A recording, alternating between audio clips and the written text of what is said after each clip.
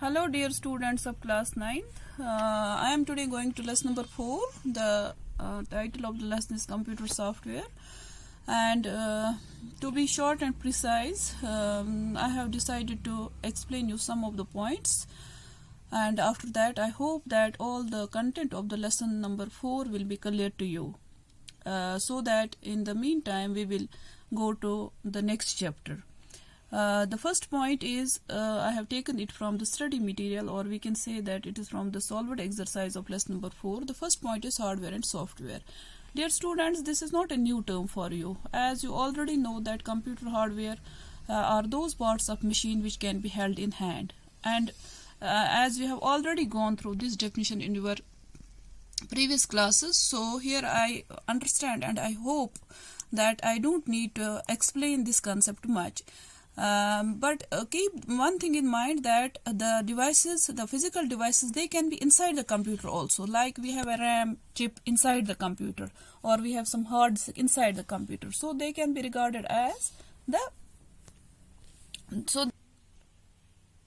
so hardware are the physical parts, physical devices attached with the machine, and they can be inside the machine or outside the machine. Like mouse, it is outside, so it is also a hardware device.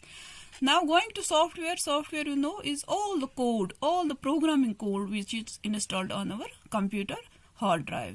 That means the hard disk contains the software code of all the running programs, all the application programs, all the types of system software and application software. That means computer's own software which is used for different applications, and the user software which is used for the applications or the tasks related to the user.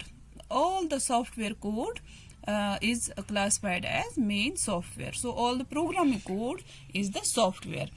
So hardware devices can be held in hand, but software cannot be held in hand. Now going to system software and application software. System software, as I just now explained, that it is a collection of programs that coordinate the computer's operation. That means for the operation of the computer, for the computer to do any type of operation on data, it needs some software, it needs some collection of programs, it needs some instructions to do that particular task. So that is known as system software. As the software is related to system, that means computer, so it is system software.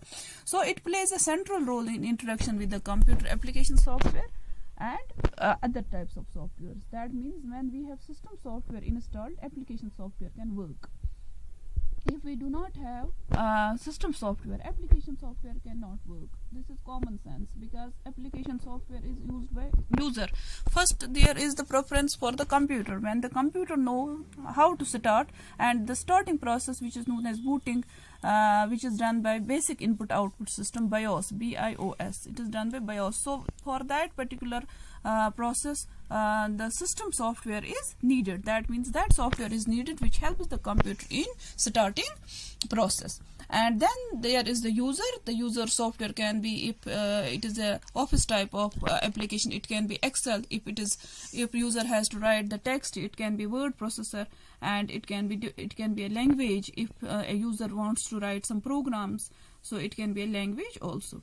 Now going to general purpose and customized.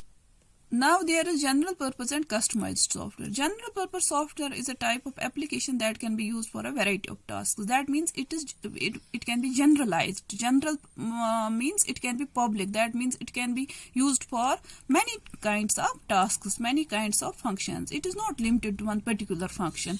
Example of this is word processor, spreadsheet, and presentation software. Customized software is also known as tailor-made. And then there is customized software which the user changes according to his or her choice. It is tailor-made and is typically developed for organization. It can be small business, or it can be a small type of school, or small type of a group of the people, and they can customize, they can change the software as per their choice. So it is developed for a single customer or organization and fulfills all the needs of a particular customer. Then there is high level language and machine language. What is high level language? High level language is programming language that uses English and mathematical symbols in its instructions. You know, there are some languages they use mathematical symbols, okay, and for example greater than, lesser than, is equal to, or English like sentences like subtract, sub, or t, or add, add, like these. And this type of language is example of high level language is Fortran. Fortran stands for formula translation. This is used for mathematical and scientific type of calculations. Then these languages enable the program to write programs that are more or less independent of a particular type of computer. That is, another type of language is machine language. What is a machine language? Machine language means those languages which are used by machine and which are understood by machine. Machine languages are only in the form of zeros and ones. Then there is machine code. What is machine code? The code consists of the binary digits like zeros and ones, and machine language is directly understood by the computer. For that, if we are giving the code in the form of machine language, we don't need to change it into high level language. It is directly understood by the computer because it is already in the form of zeros and ones. Then there is what is compiler and what is interpreter. Compiler is a translator which transforms source language, that is high level language, into object language, that is machine language. Just now I told you that high level language is not understood by the computer directly because it is in the form of English letters or alphabets or numbers, and you know those numbers and those letters, those sentences are not understood by the computer.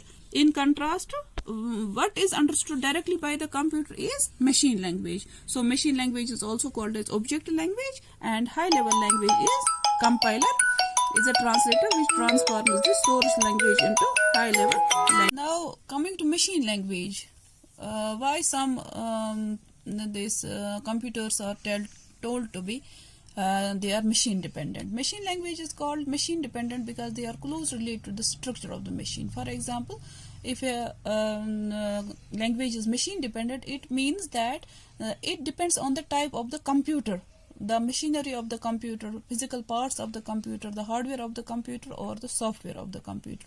So that type of language is known as machine dependent. A machine language or low level language is usually built for a specific computer or machine. So for this purpose, what we make a machine language, or that is also known as low level language, and that is in the form of zeros and ones, that means binary digits. Then there is another concept, why language processor, what is language processor and what does it do? A language processor is a software program designed to perform tasks such as processing program code to machine code. What is this program code? Processing program code. Program code means the code which is written for conducting a program, and it converts into machine readable form, that means binary code. So what does it do? It translates all the letters typed by the user. For example, we have typed our text in English letters in English language. So it translates the step by step all the letters into the machine readable form, that is binary codes, and those codes are directly understood by the computer. Then there is another concept that why do different languages need different language processors? Why different language processors are needed? Different language processors are needed because all the languages have different syntax. All the languages are using different algorithms. For example, if we will see a Visual Basic program, Visual Basic program is in the form of pictures. It is the screen of the Visual Basic VB language or QBasic language, which you have already dealt with in class 7 previously. So that code is has one syntax, and when we are coming to language like C or Java or Python, nowadays it is a high level language, it has some another code. So all the languages need different types of processors. For changing the code, processor should be also different, which can deal with different languages. Then there is one more thing, that why different versions of software are released. Why different versions of software are released? They are released to overcome the shortcomings of the previous version. For example, I will give you example of some operating system. It is also a software. Earlier, when it was about 15 years back, if we will go, the Windows operating system starts from Windows 95. Then another version was 98. The shortcomings of Windows 95 were overcome in version 98. Then there were other versions like Windows Vista, like Windows 2010, like Windows 2008, Windows 2007. Windows Ultimate, Windows 8.1, which were the versions of Windows 8, and presently we have Windows 2013, and even we have come to Windows 2016 is there. So these are all the versions. In another version, the next version, the this software scientists, those who are dealing with writing the code for the for any operating system or any type of software, they overcome the deficiencies of the previous versions, and if we have different versions, we can do different types of activities, and we can overcome the problem of dealing with different types of languages and different types of computers and their machinery. Students, hope you have understood these concepts. I will check if there is another such concept remaining in this lesson, in this chapter. I will try to explain it in next video. But please, it is I am saying this to Safia, make sure that every of the student is getting, each student is getting the things, and if any problem comes to you, because you are the class representative, please do call me and inform me about some problems if any student is facing, so that we will discuss that topic again in our next video.